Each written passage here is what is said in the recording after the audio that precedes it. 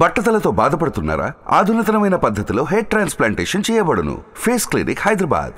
Suman TV ప్రేక్షకులకి నమస్తే. ఇటువైపు అటువైపు రెండు వైపులా కూడా పొలిటికల్ లెగసీ అట్లా ఇట్లా ఉండదు. సిట్టింగ్ ఎమ్మెల్యేగా భార్య ఉంది, మళ్ళీ తనకివ్వకుండా మీకు టికెట్ ఇవ్వడానికి వెనకాల ఏదో జరిగింది. భవానికి కూడా చెప్పలేదు. మీ వైపు లోకేష్ గారు ఉన్నారు అన్న విషయం అర్థమైపోతుంది. అండ్ చంద్రబాబు గారికి పెద్దగా నేను ఎవరిని నాయుడు గారు అల్లుడిని. దానికన్నా ముందు ఆదిరెడ్డి అప్పారావు గారి కుమారుడు కదా. భవానీ గారు ఒక ఫెయిల్యూర్ ఎమ్మెల్యే అని భావించి మీకు టికెట్ ఇవ్వదలిచారా?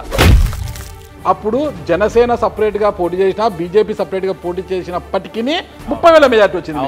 ఇప్పుడు 3 పార్టీలు కలిసి వస్తే అప్పుడు మీకు వచ్చే మెజార్టీ ఎంత? ఒకవేళ తగ్గిందనుకో, అది అచ్చెన్నాయుడు కుటుంబం మెజార్టీ, ఆదిరెడ్డి మెజార్టీ ఇంతే అనుకోవచ్చా?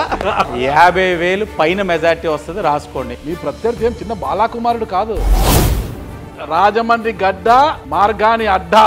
ఇలాంటి స్టేట్మెంట్స్ ఈయనే కాదు, కేఏ పాలి చూస్తుంటాను, అన్నీ కూడా కొద్దిగా బాగుంటాయి. అప్పుడు మొత్తం అంతా ఇప్పుడు ఏదైతే రాజమండ్రి కనిపిస్తుందో ఇదంతా నేనే తీర్చిదిద్దినా అని చెప్తున్నారు మరి ఆయన.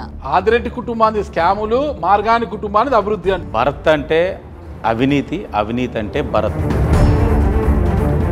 మాట పొదుపు, మాట పొదుపు. ఇతను అభివృద్ధికి సుందరీకరణకి మధ్యన తేడా తెలియక బతికేస్తున్నాడు. కేవలం 25% కమిషన్ కక్కుర్తి పడి ఇవన్నీ కూడా జరిగినాయి. అమ్మగారు మేయర్గా ఉన్నప్పుడు మీరెంత కమిషన్ తీసుకునేవాళ్ళు? జగజ్జనని చిట్స్ విషయంలో స్కాములు జరిగాయి అనేసి ఎంత దారుణం అంటే వీళ్ళు జైల్లో ఉన్నప్పుడు కూడా పార్టీ మారమని ప్రలోభాలు పెట్టారు. అన్నిటిని మించి అంటే నా కొడుకుని ఇబ్బంది పెట్టారు వీళ్ళు.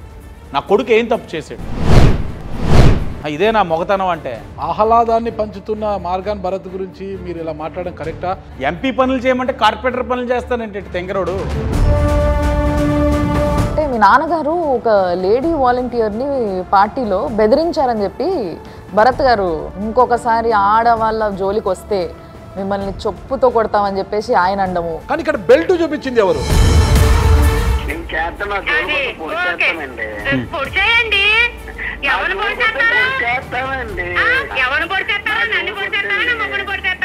నీ వార్డ్ ఇన్ఛార్జ్ ఒక మహిళని పొడి చేస్తానని నీ యువజన విభాగం వ్యక్తి అంటాయి ఉంటే ఎక్కడైనా ఖండించావా భరత్రామ్?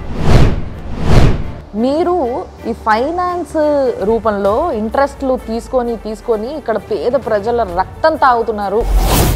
భవానీ గారు అంటే మీరు చాలా గొప్పగా చెప్తున్నారు. నాకు కూడా, నేను కూడా అభిమానిస్తాను. అసెంబ్లీలో ఈ మద్యం బ్రాండ్ల గురించి మాట్లాడిన తర్వాత అన్న ట్రోలింగ్ చేశారన్న ఈ భరత్రామ్ మనుషులు, జక్కంపూడి రాజా మనుషులు. గంజాయికి blade batch don Adireddy Vasu. ప్రజాస్వామ్యంలో బలంగా ఉండి కార్యకర్తలతోటి దమ్ముగా నిలబడే మమ్మల్ని ఎదుర్కోలేక రేపటి రోజు ఇది రాజమండ్రి అర్బన్లో టీడీపీకి వైసీపీకి జరుగుతున్న యుద్ధంలాగా లేదు. ఇది ఇటు ఆదిరెడ్డి వాసన్నకు అటు భరత్ అన్నకు జరగబోయే యుద్ధంలాగా ఉంది.